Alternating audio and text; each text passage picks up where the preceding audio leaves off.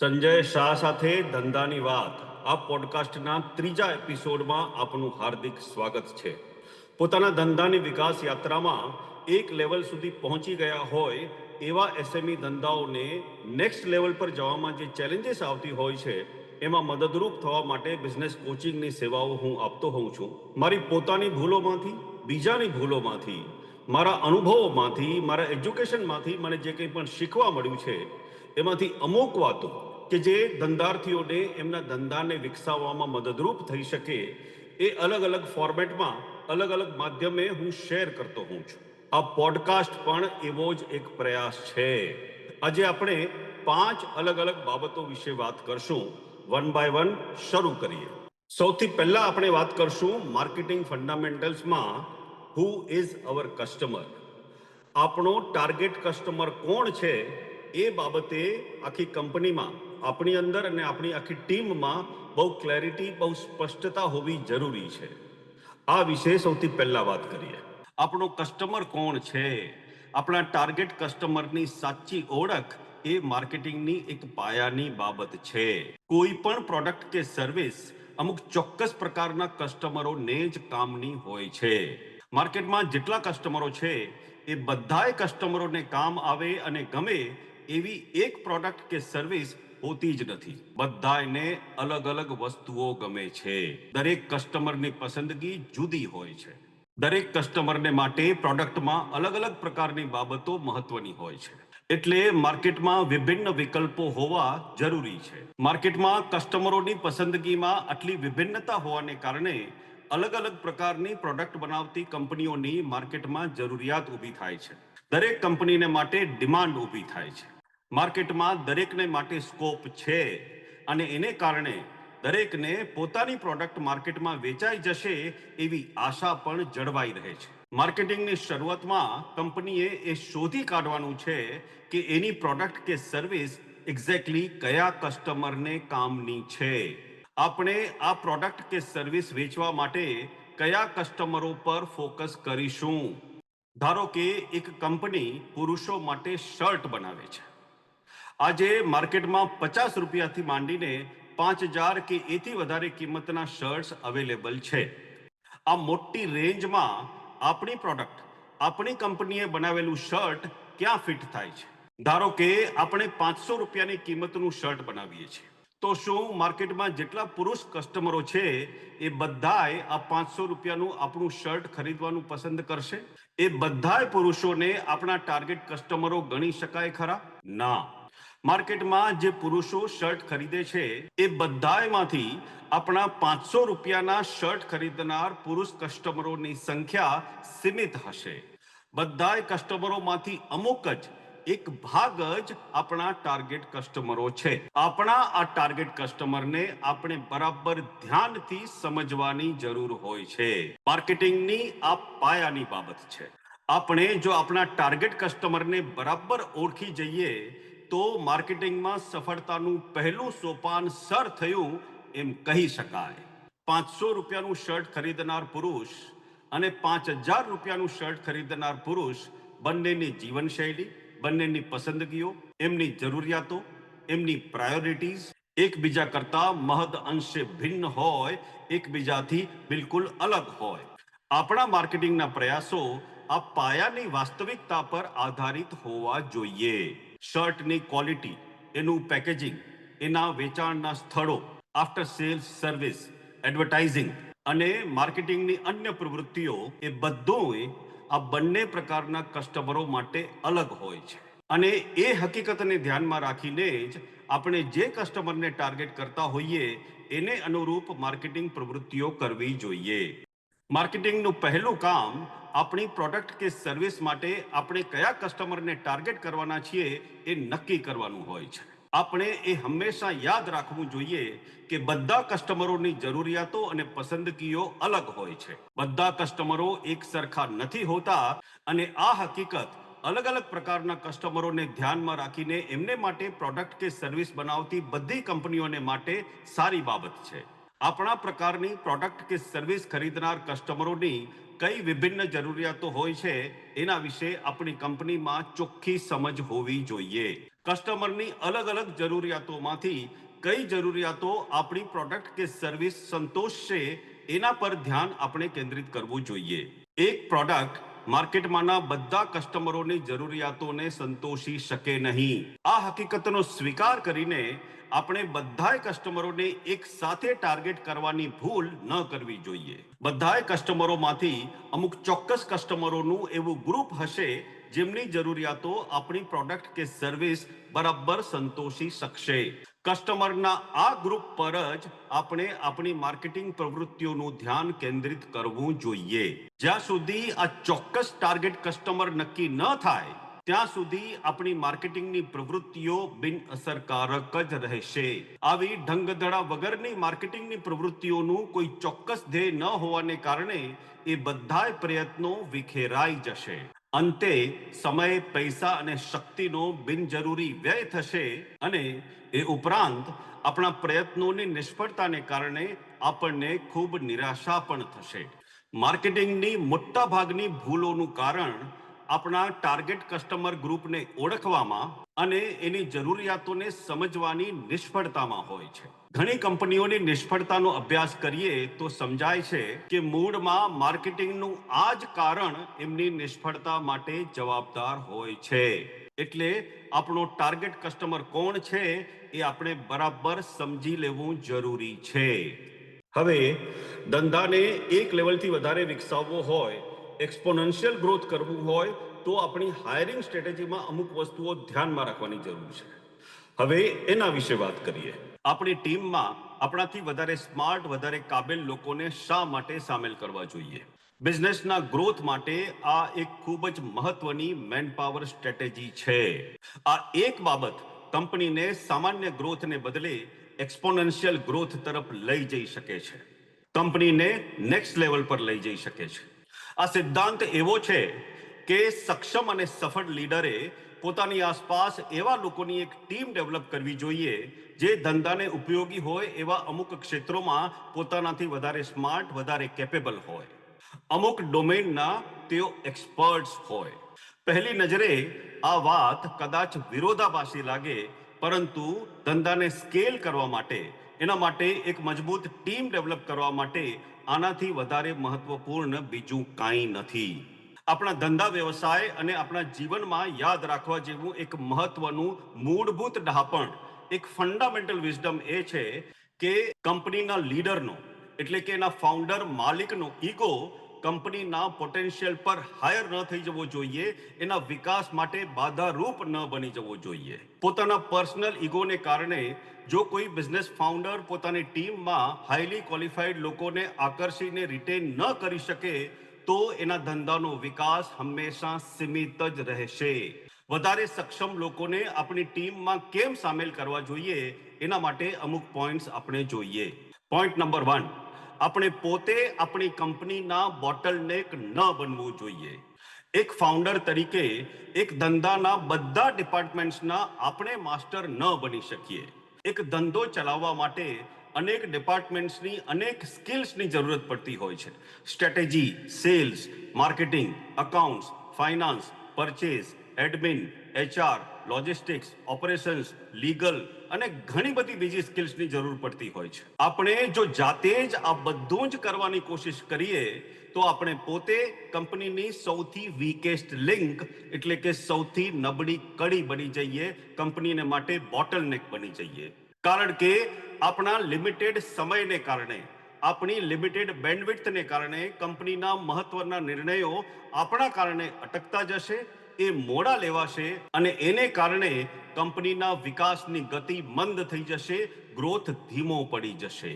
આનો ઉપાય એ છે કે બિઝનેસ કોઈ એક જ વ્યક્તિની ક્ષમતા પર ચાલવાને બદલે આખી ટીમની કલેક્ટિવ એબિલિટી પર ચાલવાનું શીખે અને ચાલતો થાય. જ્યારે આપણે કંપનીના કોઈ એક ડિપાર્ટમેન્ટમાં એ ડિપાર્ટમેન્ટના એક્સપર્ટને લાવીએ, ધારો કે માર્કેટિંગ માટે માર્કેટિંગના એક્સપર્ટને લાવીએ, ફાઇનાન્સ માટે ફાઇનાન્સ એક્સપર્ટને લાવીએ, લીગલ માટે લીગલનો એક્સપર્ટ લગાડીએ, ટેકનિકલ કામો માટે ટેકનિકલ માણસને લાવીએ, તો એનાથી શું થાય છે? એનાથી આપણે ક્ષમતાની જે ખામીઓ છે એ ખામીઓના ગેપ પૂરાય છે. અને એનું રિઝલ્ટ શું આવે છે? આપણી કંપની મોટી ચેલેન્જીસને એક્સેપ્ટ કરવા માટે તૈયાર થાય છે, મોટા પડકારો ઝીલવા માટે અને મોટા પ્રોબ્લેમ્સને સોલ્વ કરવા માટે તૈયાર થાય છે. જ્યારે આપણે સક્ષમ લોકોને આપણી ટીમમાં લાવીએ છીએ ત્યારે આપણી ક્ષમતાની મર્યાદાઓને આપણે કંપનીની મર્યાદાઓ બનતા રોકીએ છીએ. બીજું, ટેલેન્ટ જ ટેલેન્ટને આકર્ષે છે. આપણી કંપનીમાં જે એક્સેપ્શનલ લોકો હોય છે, જે એક્સ્ટ્રા ઓર્ડિનરી અસાધારણ લોકો હોય છે, જેને આપણે એ પ્લેયર કહીએ છીએ, એ લોકો હંમેશા એવું વાતાવરણ શોધે છે જેમાં એમને પોતાના જેવા બીજા એ પ્લેયર્સ સાથે કામ કરવાનો મોકો મળે. એવું વાતાવરણ જેમાં તેઓ કંઈક નવા પડકારો ઝીલી શકે, નવું કંઈક શીખી શકે. આ એકદમ સિમ્પલ વાત છે. ટેલેન્ટ જ ટેલેન્ટને આકર્ષે છે. આપણી ટીમમાં જો સારા લોકો આવે તો બીજા સારા લોકોને પણ ટીમમાં આવવાની ઈચ્છા થાય છે. આનાથી એક વર્ચ્યુઅસ સાયકલ બને છે. આનાથી વિપરીત જો આપણા ઈગો અથવા આપણી ઇનસિક્યુરિટીને કારણે આપણે હંમેશા મીડિયોકર એટલે કે મિડલ લેવલના કે લો લેવલના લોકોને જ આપણી ટીમમાં લાવીએ તો છેવટે એવા જ બધા લોકો ટીમમાં ભેગા થશે અને એના કારણે સમય જતાં શ્રેષ્ઠ લોકો પણ આપણી ટીમ છોડીને જતા રહેશે. યાદ રાખો, ટોપ ટેલેન્ટને હાયર ન કરવાની કિંમત એમને હાયર કરવામાં લાગતા ઇનિશિયલ ઇન્વેસ્ટમેન્ટ કરતાં ઘણી વધારે હોય છે. નબળા લોકોને ટીમમાં લાવીને આડકતરી રીતે આપણે વધારે કિંમત ચૂકવતા હોઈએ છીએ. ત્રીજું, મજબૂત ટીમથી ઇનોવેશન અને માર્કેટ એક્સપાન્શનની ક્ષમતાઓ વધી શકે. કોઈ પણ બિઝનેસમાં ગ્રોથ અને ઇનોવેશન માટે વિવિધ પ્રકારની એક્સપર્ટાઇઝ અને કોમ્પ્લિમેન્ટરી સ્કિલ્સની જરૂર પડતી હોય છે. એકબીજાને પૂરક હોય એવા વિવિધ કૌશલ્યોની જરૂર પડતી હોય છે. જો તમારી ટીમમાં વિવિધ સ્કિલ્સના લોકો ન હોય, બધા એક જ પ્રકારના લોકો હોય, તો તમારી ટીમની તમારા બિઝનેસની ક્ષમતા મર્યાદિત જ રહેશે અને પરિણામે બિઝનેસને જે તકો મળે છે એ ઓપોર્ચ્યુનિટીઝ પણ મર્યાદિત જ રહેશે. જો આપણી પાસે વૈવિધ્યસભર કૌશલ્યોવાળી એક ડાયવર્સ ટીમ હોય, અલગ અલગ સ્કિલ સેટ ધરાવતા લોકો હોય, તો આપણી કંપની નવી માર્કેટમાં પ્રવેશવા, નવી પ્રોડક્ટ્સ કે નવા સોલ્યુશન્સ ડેવલપ કરવા, ગ્રાહકોના પ્રોબ્લેમ સોલ્વ કરવા અને માર્કેટમાં જે ફેરફારો થતા હોય, જે ડાયનેમિક્સ ચાલતા હોય, એની સાથે અનુકૂલન સાધવા, એને એડપ્ટ થવા માટે સક્ષમ બને છે. ચોથું, એક લીડર ધંધા માટે વધારે મહત્વની બાબતો પર ફોકસ કરી શકે છે. જો તમારી પાસે એક સક્ષમ ટીમ હોય અને તમે એમને જવાબદારીઓ સોંપો, એમને કામો ડેલિગેટ કરો, તો રોજબરોજના ઓપરેશનલ કામોમાંથી તમે તમારી જાતને મુક્ત રાખી શકો છો. ડે ટુ ડે ફાયર ફાઇટિંગમાં તમારો જે સમય જતો હોય એ સમયને તમે બચાવી શકો છો. એક બિઝનેસ લીડરના સમયનો સર્વોત્તમ ઉપયોગ બિઝનેસ માટે એક શ્રેષ્ઠ વિઝન સેટ કરવામાં, એ વિઝન માટે અસરકારક સ્ટ્રેટેજી ડેવલપ કરવામાં, વિવિધ પ્રકારની પાર્ટનરશિપ્સ અને કોલેબોરેશન ડેવલપ કરવામાં, ધંધાને ભવિષ્ય માટે તૈયાર કરતા રહીને એને લાંબા સમયની સફળતા માટે સક્ષમ બનાવવામાં થવો જોઈએ. લીડરે જાતે બધું કરવાની માનસિકતાને બદલે એવા લોકોને ડેવલપ કરવા જે બધું કરી શકે એવી માનસિકતા તરફ વળવું પડે. એપલના ફાઉન્ડર સ્ટીવ જોબ્સ આનું એક જ્વલંત ઉદાહરણ છે.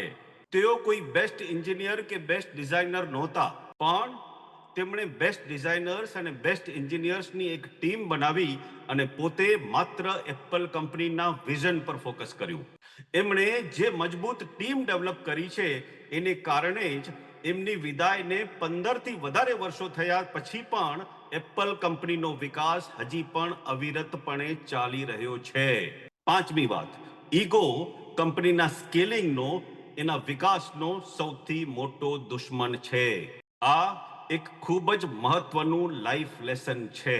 પોતાની ઇનસિક્યોરિટી અથવા તો પોતાનો ઈગો કે કોઈ મારાથી આગળ ન વધી જાય એવો ડર લીડરને શ્રેષ્ઠ લોકોની ટીમને હાયર કરતા રોકે છે. લીડરનો આ ડર કંપનીના પોટેન્શિયલને માટે કાયમી લિમિટ બની જાય છે. સફળ લીડર્સ પોતાની કંપનીમાં હેલ્ધી ડિબેટને પ્રોત્સાહન આપે છે. તેઓ પોતાની સફળતા એ વાતથી નથી માપતા કે પોતે કંપનીમાં સૌથી સ્માર્ટ વ્યક્તિ છે. તેઓ પોતાની સફળતા એ રીતે માપે છે કે તેમણે સ્માર્ટ લોકોની કંપની બનાવી છે, એક સ્માર્ટ ટીમ ડેવલપ કરી છે. એક સ્માર્ટ લીડર એ છે કે જે પોતાની કંપનીમાં પોતાની આસપાસ એવા લોકોને રાખે છે જેઓ તેના કરતા કોઈને કોઈ ક્ષેત્રમાં વધારે કેપેબલ, વધારે ટેલેન્ટેડ અને વધારે એક્સપિરિયન્સ્ડ હોય. તમારી કંપનીમાં કોઈકને હાયર કરતી વખતે જો તમને એવો ખચકાટ થતો હોય કે આ માણસ તો મારા કરતાં વધારે સ્માર્ટ છે, તો સમજી લો કે તમારી કંપની માટે એ વ્યક્તિને હાયર કરવું સૌથી વધારે જરૂરી છે. છઠ્ઠી વાત, તમારી ટીમની ક્ષમતા જ તમારી કંપનીનો સૌથી મોટો કોમ્પિટિટિવ એડવાન્ટેજ છે. આજના સમયમાં કંપનીની ટીમની ટેલેન્ટ, એની કેપેબિલિટી, એની ક્ષમતા જ એ કંપનીનો કોમ્પિટિટિવ એડવાન્ટેજ ગણાય છે. એટલે કે એ જ તમને સ્પર્ધામાં બીજી કંપનીઓથી આગળ રાખી શકે છે. એનું કારણ એ છે કે દરેક કંપનીમાં જે ટોપ પરફોર્મર્સ હોય છે ને, એ ટોપ પરફોર્મર્સ બીજા સામાન્ય લોકો કરતા થોડાક સારા નથી હોતા. તેઓ સામાન્ય લોકો કરતા અનેક ગણા વધારે સારા હોય છે અને એને કારણે કંપનીને ખૂબ જ ફાયદો થતો હોય છે. અસાધારણ લોકોની, એક્સેપ્શનલ લોકોની નાનકડી ટીમ પણ સામાન્ય લોકોની મોટી ટીમોની સરખામણીમાં ઘણું વધારે, ઘણું ઝડપી અને ઘણું મોટું કામ કરી શકે છે, ઘણા મોટા પ્રોબ્લેમ સોલ્વ કરી શકે છે. અને એને કારણે જ એમની કંપની બીજા કરતા આગળ રહેતી હોય છે. તો આ એક કારણો છે કે શા માટે આપણે બિઝનેસની એક સક્ષમ ટીમ બનાવવી જોઈએ. ભારતની અને દુનિયાની ટોચની કંપનીઓની સફળતા આ મોડેલને સંપૂર્ણપણે સાબિત કરે છે. આ કંપનીઓએ કોઈ એક કરિશ્માઈ લીડર પર આધાર રાખવાને બદલે શરૂઆતથી જ એક મજબૂત પ્રોફેશનલ મેનેજમેન્ટ ટીમ ડેવલપ કરવા પર ધ્યાન આપ્યું હોય છે, જેનાથી તેમનો વર્ષો સુધી ટકી રહે એવો સુનિશ્ચિત વિકાસ, સસ્ટેનેબલ ગ્રોથ થઈ શક્યો હોય છે. ટૂંકમાં, જો આપણે આપણા બિઝનેસને ખરેખર મોટો બનાવવા માંગતા હોઈએ તો આપણે આપણા ઈગોને બાજુમાં મૂકીને એવા લોકોને શોધવા જોઈએ જે આપણાથી વધારે સ્માર્ટ હોય અને આપણા ધંધાને મોટો કરવામાં આપણને મદદ કરી શકે. સ્કેલ અપ કરવા માટે, એક્સપોનેન્શિયલ ગ્રોથ કરવા માટે, નેક્સ્ટ લેવલ પર જવા માટે આ જ એક ચાવી છે. આપણી કંપની આપણી ટીમની ક્ષમતા કરતાં વધારે મોટી થઈ શકે નહીં. આપણી પાસે કંપનીમાં જેટલા ક્વોલિફાઈડ, ટેલેન્ટેડ, કેપેબલ અને સ્માર્ટ લોકો હશે, એટલી જ આપણી કંપનીની વિકાસ યાત્રા મજબૂત બની શકશે. આપણા ધંધાના માર્કેટિંગ માટે આપણે વોટ્સએપનો ઉપયોગ કરતા હોઈએ છીએ. તો આ વોટ્સએપ માર્કેટિંગમાં અમુક વસ્તુઓનું ધ્યાન રાખવું જરૂરી છે. Let us talk about that. એના વિશે વાત કરીએ. વોટ્સએપ દ્વારા ધંધાનું માર્કેટિંગ કરતી વખતે આટલું ધ્યાન રાખો. સૌથી પહેલા અતિ જાહેરાતો ટાળો. આપણે બધા વોટ્સએપ પર અલગ અલગ ગ્રુપ્સમાં મેમ્બર હોઈએ છીએ. અમુક ગ્રુપ્સમાં આપણે મરજીથી તો અમુકમાં મજબૂરીથી જોડાતા હોઈએ છીએ. ઘણા ધંધાર્થીઓ પોતાના કસ્ટમર્સના આવા ગ્રુપ્સ બનાવે છે. એમાં અથવા તો પોતે જેમાં મેમ્બર હોય એવા બીજા કોઈ ગ્રુપ્સમાં પોતાના ધંધાની જાહેરાતો લગભગ દરરોજ કે અવારનવાર એ લોકો મૂકતા રહે છે. વારંવાર આવો જાહેરાતોનો મારો ચલાવવાથી કાંઈ ફાયદો થતો નથી.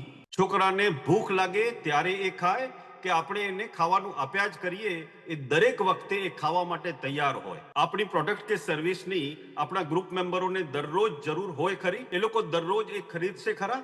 એક જ ઓડિયન્સને આપણે આપણી પ્રોડક્ટની જાહેરાત વારંવાર કરતા રહીએ તો એ લોકો એ પ્રોડક્ટ કે સર્વિસ ખરીદશે કે નહીં એ તો ન કહી શકાય, પણ કંટાળશે જરૂર.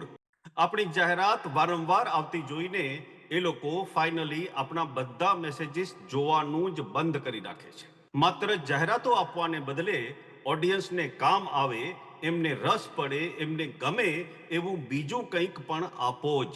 અને એ માટે એમની પાસેથી પૈસા કેવી રીતે મેળવી શકાય એના પર ફોકસ કરવાને બદલે એમને મદદ કેવી રીતે કરી શકાય એના પર ધ્યાન આપો. બીજું, ઓટો રિપ્લાયનો ઉપયોગ યોગ્ય રીતે કરો. વોટ્સએપના બિઝનેસ એકાઉન્ટમાં આપણને કોઈ મેસેજ મોકલે તો એને ઓટો રિપ્લાય આપવાની સુવિધા ઉપલબ્ધ છે. આ એક ઉપયોગી ફીચર છે, પણ એનો ઉપયોગ સાચી રીતે થવો જોઈએ. અમુક દિવસો સુધી આપણે ઉપલબ્ધ ન હોઈએ, આપણી કોઈ સ્કીમ, ઓફર કે ઇવેન્ટ હોય તો એની જાહેરાત કરવા માટે કે બીજો કોઈ શોર્ટ ટર્મ મેસેજ આ ઓટો રિપ્લાયમાં આપીએ તો બરાબર છે. પણ ઘણા ધંધાર્થીઓ આવો એક ઓટો રિપ્લાય સેટ કરતા દેખાય છે, અમને સંપર્ક કરવા બદલ આભાર, અમે તુરંત તમારો સંપર્ક કરીશું. આવો કોમન રિપ્લાય દરરોજ દરેક મેસેજ કરનારને મળે તો એની અવળી અસર થાય છે, એની ખરાબ ઇમ્પ્રેશન પડે છે. પહેલું તો એમાં નવું શું છે?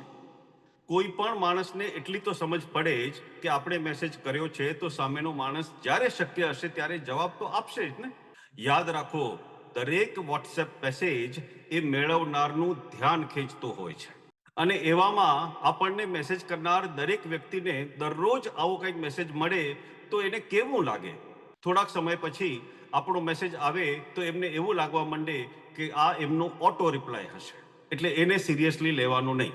અને એ પછી આપણો કોઈ પણ મેસેજ આવે તો એ વખતે એના મનમાં આ સંશય રહે છે કે આ કામનો મેસેજ હશે કે એમનો કોઈ ઓટો રિપ્લાય હશે. કોઈ નવી ટેકનોલોજી આવે તો એનો ઉપયોગ જરૂર કરવો, પણ કસ્ટમરની સાયકોલોજી પર એની શું અસર થાય છે એ પહેલા વિચારવું.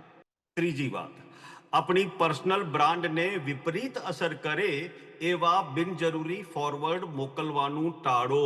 આજે આપણને એવા અમુક ફોરવર્ડ મેસેજીસ આવે છે જે અલગ અલગ ગ્રુપ્સમાંથી 4-5 વખત આપણા ઇનબોક્સમાં આવે છે. ફોરવર્ડ કરી શકાય એવા મેસેજીસ બનાવવાની આખી એક ઇન્ડસ્ટ્રી ચાલે છે જે લોકોના વોટ્સએપ ક્રેઝનો ઉપયોગ કરે છે. આપણે સારી વાતો ફોરવર્ડ કરીએ તો સારું, પણ આપણે જે કોઈ પણ મેસેજ ફોરવર્ડ કરીએ છીએ એમાં આપણી પર્સનાલિટી, આપણી માનસિકતા પણ છતી થાય છે, એ યાદ રાખવું. આપણને શું ગમે છે, શું નથી ગમતું, આપણે કયા સ્તર પર છીએ, એ બધું આપણે ફોરવર્ડ કરેલા મેસેજીસ પરથી લોકોને ખબર પડી જાય છે, અને એના પરથી આપણી પર્સનલ બ્રાન્ડ ઊભી થાય છે. મેસેજીસ ફોરવર્ડ કરવાથી સમાજ સેવા થાય એવી આપણી માન્યતા હોઈ શકે, પરંતુ વારંવારના આપણા ઓડિયન્સના લોકોને ગમે છે કે નહીં એની ખબર વગર કરાયેલા ફોરવર્ડ મેસેજીસથી કોઈનું ભલું થતું નથી, માત્ર આપણી જાત છતી થાય છે. અને હવે ચોથી વાત, તમારા ગ્રુપ્સમાં અજાણ્યા લોકોને સામેલ ન કરો. આજકાલ વોટ્સએપ ગ્રુપમાં કોઈ સીધું દાખલ થઈ શકતું નથી, કોઈ કે એમને અંદર દાખલ કરવા પડે છે, ઘણીવાર અમુક અજાણ્યા નંબરોમાંથી, અને એમાંય ખાસ કરીને અમુક ઇન્ટરનેશનલ નંબરોમાંથી તમારા વોટ્સએપ ગ્રુપમાં દાખલ થવા માટેની રિક્વેસ્ટ આવતી હોય છે. આવા લોકોથી ચેતી જવું જરૂરી છે. જો એ નંબર કોઈ પરિચિતનો ન હોય, તમને એ નંબરની વ્યક્તિ વિશે કંઈ જાણ ન હોય, તો એવા લોકોને તમારા ગ્રુપ્સમાં એડ નહીં કરો. વોટ્સએપ ગ્રુપના દરેક મેમ્બરને બીજા મેમ્બરોના ફોન નંબરો દેખાતા હોય છે. સાયબર ક્રાઇમ કે ફ્રોડ કરનારા લોકો તમારા ગ્રુપ્સમાં કોઈ પણ રીતે દાખલ થાય, એમને બીજા મેમ્બરોના નંબરો મળે, પછી એ દરેકને ટાર્ગેટ કરીને એમનો સંપર્ક કરે, એમને કોઈ રીતે છેતરવાની કોશિશ કરે, એ બની શકે છે. આવું આપણી કંપનીના કે આપણા ફેમિલી કે ફ્રેન્ડ્સના ગ્રુપમાં ન થાય એની સાવચેતી રાખજો. બસ વોટ્સએપના બિઝનેસ ઉપયોગ વિશે આટલું ધ્યાન રાખવાની ભલામણ છે. આપણા ધંધાની મજબૂત ટીમ ડેવલપ કરવા માટે સારા એમ્પ્લોઈઝને આપણે સાચવી રાખવા જોઈએ.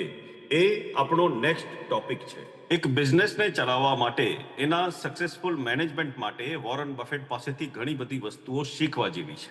આજે એમની પાસેથી શીખવા જેવી એક ઓર વાત જોઈએ. આપણને ખબર છે કે વોરન બફેટ જે કંપનીમાં ઇન્વેસ્ટમેન્ટ કરે એ પહેલા એ કંપની વિશે ઘણી બધી જાણકારી મેળવે છે, ઘણી બધી ચકાસણી કરે છે, એના અકાઉન્ટ્સ, એનું ફાઇનાન્સ, એનું માર્કેટ, એ બધી વસ્તુઓની તપાસણી કરે છે. પરંતુ એક ઓર વાત વિશે એ ખાસ ચકાસણી કરે છે, અને એ છે કંપનીના મેનેજમેન્ટની ક્વોલિટી. કંપનીનું મેનેજમેન્ટ કેવું છે, એને જે લોકો મેનેજ કરી રહ્યા છે એ લોકો જો સારા ન હોય, એ મેનેજમેન્ટ પર એમને જો કોન્ફિડન્સ ન આવે, તો એ કંપનીમાં વોરન બફેટ ઇન્વેસ્ટમેન્ટ નથી કરતા. અને જો કંપનીના એ મેનેજમેન્ટ પર એમને વિશ્વાસ આવી જાય તો જરૂર એ કંપનીમાં ઇન્વેસ્ટમેન્ટ કરે છે. એમણે જેમાં ઇન્વેસ્ટમેન્ટ કરેલું હોય એવી એક કંપનીના એક સીઈઓ હતા, ટોમ મર્ફી. એ ટોમ મર્ફીથી વોરન બફેટ એટલા ઇમ્પ્રેસ થયેલા હતા કે એમના વિશે એમણે એક જગ્યાએ એક અદ્ભુત વાત કરી છે. જો મર્ફી ક્યારેક કોઈ બીજી કંપની ચલાવવાનું નક્કી કરે તો એ કંપનીની વેલ્યુ કે એનું એકાઉન્ટિંગ કે એનો હિસાબ કિતાબ જોવાની તસદી લેવાની જરૂર નથી. બસ તમે આંખો મીચીને એ કંપનીના સ્ટોક એટલે કે શેર ખરીદી લેજો. સી, આ વાક્યનો અર્થ બહુ ઊંડો છે. વોરન બફેટ એમ કહી રહ્યા છે કે કંપનીમાં ઇન્વેસ્ટમેન્ટ કરતી વખતે એની માર્કેટ, એનું એકાઉન્ટિંગ, એનું ફાઇનાન્સ, એની પ્રોફિટેબિલિટી એ બધું જોવાનું, પરંતુ સાથે સાથે કંપનીનું મેનેજમેન્ટ પણ જોવાનું. બીજી બધી વસ્તુઓ ઉપરાંત એ મેનેજમેન્ટની આવડત, એમની ઇન્ટિગ્રિટી એટલે કે એમની નીતિમત્તામાં પણ એ ઇન્વેસ્ટમેન્ટ કરી રહ્યા છે. હવે આ જ સિદ્ધાંત, આ જ વિચારસરણી આપણા સૌના બિઝનેસને પણ એટલી જ લાગુ પડે છે. ફરક માત્ર એટલો જ છે કે આ વાત તમારી કંપનીના ટોપ મેનેજમેન્ટ કે સીઈઓ પૂરતી જ મર્યાદિત નથી. આ વાત લાગુ પડે છે તમારી કંપનીના દરેક સારા એમ્પ્લોયીને, દરેક સારા માણસને. બિઝનેસ ચલાવતી વખતે આપણે પ્લાન્ટ, મશીનરી કે ટેકનોલોજીને આપણે એસેટ ગણીએ છીએ, એને આપણી સંપત્તિ ગણીએ છીએ. પણ આપણે એ ભૂલી જઈએ છીએ કે બિઝનેસની સૌથી મોટી, સૌથી કિંમતી અને કદાચ એકમાત્ર જીવંત એસેટ જો કંઈ હોય તો એ છે આપણા સારા માણસો. આ સારો માણસ, સારો એમ્પ્લોયી કોને કહેવાય? માત્ર ટેકનિકલી પરફેક્ટ હોય એ જ સારો એમ્પ્લોયી નથી હોતો. સારો એમ્પ્લોયી પોતાના કામમાં તો પારંગત હોય, એક્સપર્ટ હોય, પરંતુ એ ઉપરાંત એ નિષ્ઠાવાન હોય છે, ઓનેસ્ટ હોય છે, એની દાનત સાફ હોય છે, કંપનીના વિઝન સાથે એ દિલથી જોડાયેલો હોય છે. એ કંપનીના અને કંપનીના કસ્ટમરોના પ્રોબ્લેમ સોલ્વ કરવાનો એટીટ્યુડ રાખે છે. બધા જ સફળ બિઝનેસીસની સફળતાનો આ એક જ પાયો હોય છે, આવા સારા એમ્પ્લોઈઝની મજબૂત ટીમ. આવા સારા એમ્પ્લોઈઝની ટીમ કેવી રીતે બને છે? માત્ર સારા માણસોને રિક્રુટ કરવાથી જ એ ટીમ બનતી નથી. એ તો અડધું કામ થયું. રિક્રુટ થયેલા સારા માણસોને ટકાવી રાખવાનું, એમને રિટેન કરવાથી જ સારી અને મજબૂત ટીમો બનતી હોય છે. આપણામાંથી ઘણા બિઝનેસ માલિકો અહીં જ ભૂલ કરે છે. તેઓ માણસોને, એમ્પ્લોઈઝને એસેટ તરીકે નથી ગણતા. તેઓ એમ્પ્લોઈઝને એક ખર્ચ તરીકે, એક્સપેન્સ તરીકે ગણે છે. તેઓ માને છે કે આ નહીં તો બીજો કોઈ, એનો ભાઈ બીજો કોઈ. કંપની સાથે વર્ષોથી જોડાયેલો કોઈ પ્રતિભાશાળી વ્યક્તિ જો ક્યારેક થોડાક વધારે પગાર માટે માગણી કરે છે તો માલિકો ક્યારેક વિચાર કરતા હોય છે કે આને જો થોડાક વધારે પૈસા આપીશ તો બીજા બધા પણ માગણી કરશે અને મારે બધાને આપવા પડશે. એટલે એની એ માગણી ઠુકરાવી દેવામાં આવે છે, એને ઇન્ક્રીમેન્ટ નથી આપવામાં આવતું. પણ આ ગણતરી ખોટી છે.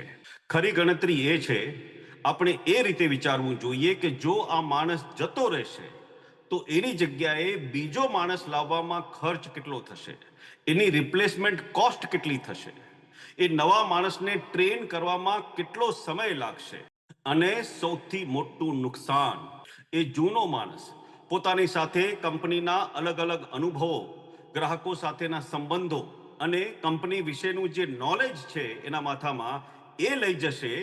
એની કિંમત કેટલી? તમે કદાચ એ કર્મચારીનો થોડોક પગાર, અમુક હજાર રૂપિયા બચાવી લેશો, પણ ખરેખર તમે એક એવી કિંમતી સંપત્તિ ગુમાવી રહ્યા છો જેને પાછી મેળવવી મુશ્કેલ છે.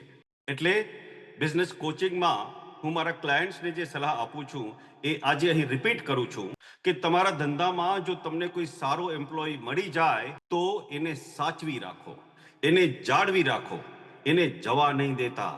પછી ભલે ને એને સાચવી રાખવા માટે તમારે થોડુંક નુકસાન ભોગવવું પડે.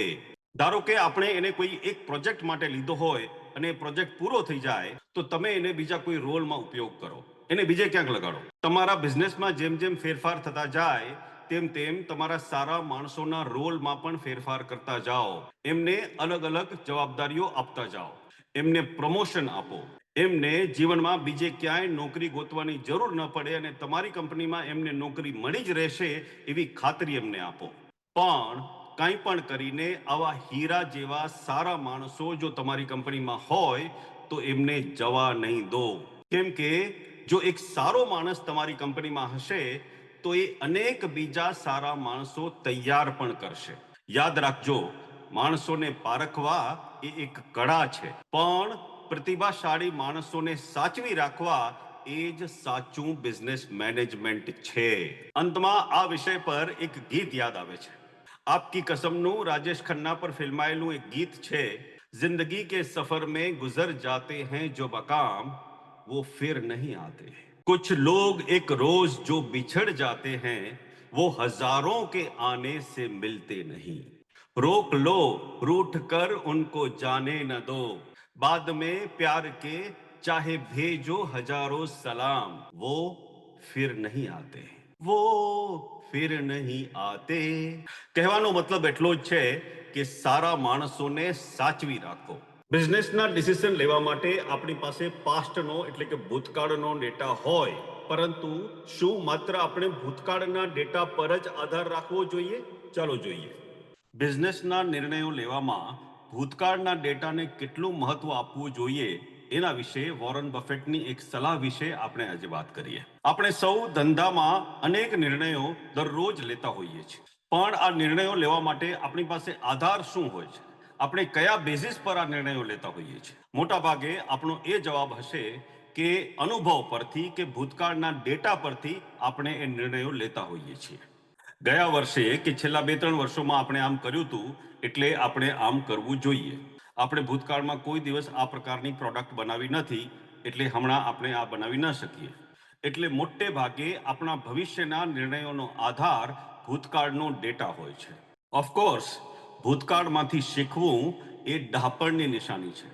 ભૂતકાળમાં જો આપણાથી કંઈ ભૂલ થઈ ગઈ હોય તો એ રિપીટ ન થાય એ માટે ભૂતકાળના ડેટામાંથી શીખવું જરૂરી છે। પરંતુ શું ભવિષ્ય માટે માત્ર ભૂતકાળનો ડેટા ઇનફ છે? આ સંદર્ભમાં વોરન બફેટનો એક અનુભવ અને એના પરથી એમનું એક વાક્ય સમજવા જેવું છે। વોરન બફેટે યુએસ એર નામની એક કંપનીમાં ઇન્વેસ્ટમેન્ટ કરેલું હતું। એ ઇન્વેસ્ટમેન્ટ કરતી વખતે એમણે એ કંપનીનો ભૂતકાળ ખૂબ સારો હતો અને એ જ આધાર પર એનું ભવિષ્ય પણ ખૂબ જ સફળ રહેશે એવી માન્યતા સાથે એમણે યુએસ એરમાં ઇન્વેસ્ટમેન્ટ કરેલું હતું। પણ એમની એ માન્યતા ખોટી ઠરી। જે ભૂતકાળમાં થયું હતું એ સફળતા ભવિષ્યમાં કંપનીને ન મળી, એટલે યુએસ એરનું ઇન્વેસ્ટમેન્ટ એમની એક ભૂલ સાબિત થયું। સો એમની એ નિષ્ફળતા વિશે વોરન બફેટ એમ કહે છે કે જો ઇતિહાસ પાસે બધા જ જવાબો હોત તો દુનિયાના સૌથી રિચેસ્ટ લોકોની યાદી, જેને ફોર્બ્સ 400 લિસ્ટ કહેવાય છે, એ યાદીમાં ફોર્બ્સ 400ની યાદીમાં લાઇબ્રેરિયન્સના જ નામો હોત, કારણ કે લાઇબ્રેરિયન એવા લોકો છે કે જેમની પાસે તમામ ઇતિહાસો ઉપલબ્ધ હોય છે।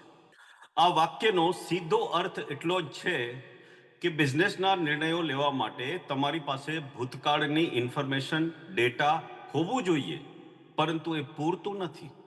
ભૂતકાળના એ ડેટાનું ભવિષ્ય માટે આજના કોન્ટેક્સ્ટમાં શું કરવું એના માટે ડહાપણ એટલે કે વિઝડમ જોઈએ, અને એની સાથે વિવેક બુદ્ધિ એટલે કે જજમેન્ટ પણ જોઈએ જ। ઇતિહાસ એક ગાઈડ બની શકે, એક માર્ગદર્શક બની શકે, ગેરંટી ન આપી શકે। ભૂતકાળમાં આપણી કોઈ સ્ટ્રેટેજી સફળ થઈ હતી અને એ માટે ભવિષ્યમાં પણ એ જ સ્ટ્રેટેજી સફળ થશે એવી માન્યતા એ બિઝનેસની સૌથી મોટી ભૂલ હોઈ શકે। બિઝનેસ જગતમાં ભારતની અને બહારની અનેક કંપનીઓના ઉદાહરણો આપણી સામે મોજૂદ છે કે ભૂતકાળમાં જે કંપનીઓ ખૂબ જ મહાન હતી, એમની ઇન્ડસ્ટ્રીમાં, એમની માર્કેટમાં લીડર હતી, જેમનો ઇતિહાસ સોનેરી હતો, માર્કેટ પર જેમનું એક ચક્રી શાસન હતું, એવી અનેક કંપનીઓ અચાનક જ માર્કેટની પરિસ્થિતિઓ બદલાતા જ, કસ્ટમરની રુચિ બદલાતા જ, ટેકનોલોજી બદલાતા જ, નવી કોમ્પિટિશન આવતા જ, કારણ કે એ કંપનીના માલિકો આપણો ભૂતકાળ ભવ્ય હતો એ જ ગીત ગાતા રહ્યા અને ઇતિહાસને જ વાંચતા રહ્યા। તેઓ એ ભૂલી ગયા કે બહાર દુનિયા બદલી ગઈ છે। ભૂતકાળના ડેટામાંથી શું લેવું અને ભવિષ્યકાળ માટે શું બદલવું એ માટે તેઓએ વિવેક બુદ્ધિ, જજમેન્ટ ન વાપર્યું। પરિણામ શું આવ્યું? એ મહાન કંપનીઓ જેમનો ઇતિહાસ ખૂબ ભવ્ય હતો એ પોતે જ ઇતિહાસ બની ગઈ। બીજી બાજુ એવી પણ અનેક કંપનીઓ છે જે અનેક દાયકાઓથી, અમુક તો સદીઓથી ચાલી રહી છે। આ સમય દરમિયાન માર્કેટમાં કેટલા બધા પરિવર્તનો આવ્યા હશે, કેટલા બધા ચેન્જીસ થયા હશે, કેટલી નવી નવી ટેકનોલોજીઓ આવી હશે, કેટલી નવી નવી કોમ્પિટિશન્સ આવી હશે, કસ્ટમરની જરૂરિયાતોમાં, એમની પસંદગીઓમાં, એમના પ્રેફરન્સીસમાં કેટલા બધા ફેરફારો થયા હશે, પરંતુ એ બધા સંજોગોમાં આ કંપનીઓ પોતાની જાતને બદલતી રહી, પરિવર્તિત કરતી રહી અને એને કારણે એ ટકી રહી અને સફળ પણ થઈ। એટલે આપણે સૌએ આમાંથી એટલું શીખવાનું છે, ભૂતકાળમાંથી જરૂર શીખો અને એમાં પણ આપણી નિષ્ફળતાઓનું આત્મનિરીક્ષણ જરૂર કરો, કારણ કે એ આપણો સૌથી મોટો ડેટાબેઝ હોય છે. પણ માત્ર ભૂતકાળના એ ડેટાબેઝ પર બેસી ન રહો. તમારે તો તમારા બિઝનેસના ભવિષ્યના શિલ્પી બનવાનું હોય છે, તમારા ભૂતકાળના લાઇબ્રેરિયન નહીં. અને એટલા માટે દરરોજ તમારી જાતને આ સવાલ પૂછો: આજે શું બદલ્યું છે? શું ગઈકાલે જે ચાલ્યું હતું એ આવતીકાલે પણ ચાલશે? ઇતિહાસને તમારો માર્ગદર્શક બનાવો, માલિક નહીં. જે રીતે મેં અગાઉ કહ્યું કે ધંધાર્થીઓને કામમાં આવે એવી માહિતી અલગ અલગ ફોર્મેટ, અલગ અલગ માધ્યમે હું રજૂ કરતો રહું છું, તો મારી બધી જ માહિતી, મારી ધંધાની વાતની ટિપ્સ, મારા આર્ટિકલ્સ, મારા વિડીયો, આ બધું જ એક જ જગ્યાએ મળી શકે એ માટે મેં મારી એક વેબસાઇટ અને એનું એપ શરૂ કર્યું છે. વેબસાઇટનું નામ છે gujaratibusinessguide.com અને એનું કોરસ્પોન્ડિંગ જે એપ છે એ છે Gujarati business guide. Android phone માટે ગૂગલના પ્લે સ્ટોર અને આઈફોન માટે એપલના એપ સ્ટોર પર આ એપ્સ તમને મળી શકશે. ધંધાના વિકાસમાં, એના મેનેજમેન્ટમાં ઉપયોગી થાય એવી ઘણી માહિતી મેં આ એપ અને વેબસાઇટ પર મૂકી છે અને હજી કન્ટિન્યુઅસલી એની અંદર હું એડ કરી રહ્યો છું. તો તમારા ધંધાને વિકસાવવા માટે, માર્ગદર્શન મેળવવા માટે તમે આ વેબસાઇટ અથવા તો એપનો જરૂર ઉપયોગ કરજો. આજે જ તમારા ફોનમાં એ એપ ઇન્સ્ટોલ કરજો. બસ આ એપિસોડમાં આટલું જ. નેક્સ્ટ એપિસોડમાં ફરી મળીશું. Thank you. ધન્યવાદ.